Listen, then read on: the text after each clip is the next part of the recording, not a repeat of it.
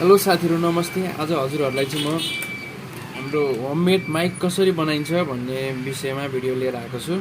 मसँग चाहिँ अहिले रहेको छ यो एउटा हाम्रो बिग्रेको इयरफोन रहेको छ हैन। यो चाहिँ इयरफोन बिग्रेको छ, यो नबन्दी भएको छ। यसलाई चाहिँ मैले सुरुमा लिन्छु।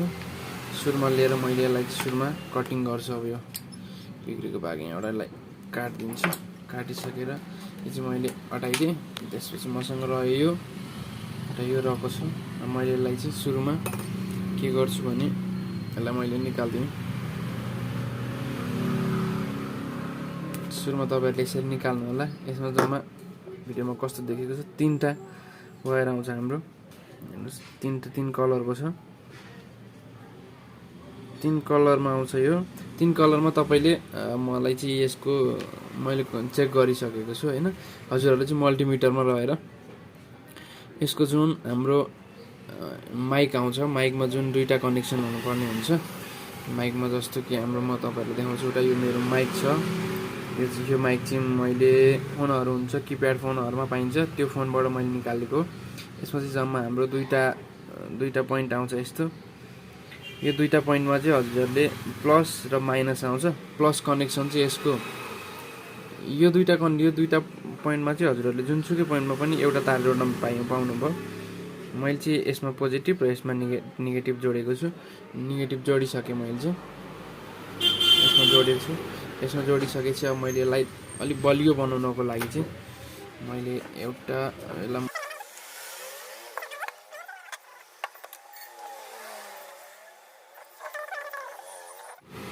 बेस्ट पारामा सोल्डिङ दिइसकेको छ। यसले चाहिँ क्यामेरामा चाहिँ देखियो कि देखियो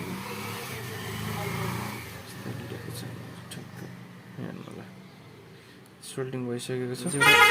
टेप लिनु पर्ने हुन्छ। मसँग चाहिँ ब्ल्याक टेप छ। ब्ल्याक टेपै युज गरिदिन्छु। मैले ब्ल्याक टेप युज गर्दै त्यो चाहिँ मोटो नराखिकन यसले सर काट्दिन्छु। काट्दै यसलाई पनि मैले सर काट्दिन्छु। काटिदिइसकेपछि गाइज अब हाम्रो चाहिँ यो भयो हैन। यसमा चाहिँ अब हामीले हल्का नोइज नआउनको लागि मैले चाहिँ यो हाम्रो जुन बिग्रेको इयरफोनकै यो मैले माथिको उलेको छु। स्पिकर भएको भाग पनि लिएर यसमा राखेको छु। सो यसकै हो यो पनि। दुईटै यो नै हो। सकेसको राखेको होला। यसलाई चाहिँ मैले यसमा चिप्काउन लागिरहेको छु। चिप्काउन मैले हल्का यो ग्लुको युज गरेँ।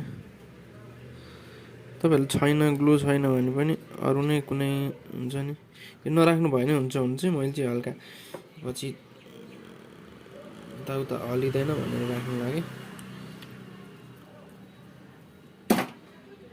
यसलाई चाहिँ मैले राख्दिएँ। अब यसलाई मैले यसको माथि यस्तै राखिदिन्छु। जस्तै ठ्याक्क बिचमा पर्ने राखिदिएको छु। सो त्यति गरिसकेपछि अब हामीले चाहिँ यसलाई प्याक गरिदिनु पर्ने हुन्छ। सो प्याक गर्नुलाई पनि सजिलो छ। हाम्रो चाहिँ माइक पनि यस्तो भइसकेको छ गाइजहरु। यो छ, यतिमा आयो हाम्रो माइक चाहिँ अहिलेसम्म। मैले यो जुन इयरफोनको यो राख्नुको कारण भनेको चाहिँ यसरी तान्दा पनि यो आउँदैन। प्लस भित्रको हाम्रो वायर कनेक्सनहरु पनि छुटिने डर हुन्न। सो अनि त्यसपछि हाम्रो अर्को रहेको छ यो फोन। यो फोन चाहिँ तपाईहरुले हरेक जुन ब्याट्रीहरु त्यस्तै कुनै सामानहरु प्याकिङबाट आएको हुन्छ। यो फर्म चाहिँ प्याकिङ हुँदाखेरि आउँछ, त्यही फर्म हो। यसको सट्टामा हजुरहरुले कुनै फर्म हुन्छ नि, पातलो कपको लुक्स दिन सक्यो नि त। माइक जस्तै डिजाइन दिन सक्छु गाइज। सो म यसलाई चाहिँ टेप लगाएर हजुरहरुलाई देखाउँछु है त। ल गाइज, हाम्रो चाहिँ फाइनल्ली माइक चाहिँ यस्तो भइसक्यो। वायर पनि एकदम त्यस्तो हार्ड छैन, एकदम नरम छ इयरफोनको वायर। सो यस्तोमा छ। अब यसलाई चाहिँ हामीले साउन्ड टेस्ट गर्छौँ। हाम्रो यो होममेड माइकको चाहिँ अब साउन्ड टेस्ट हुन गइरहेको छ। कस्तो आउँछ हैन भनिदिनु होला। राम्रो आएको छ नराम्रो आएको छ कमेन्ट गरिदिनु होला।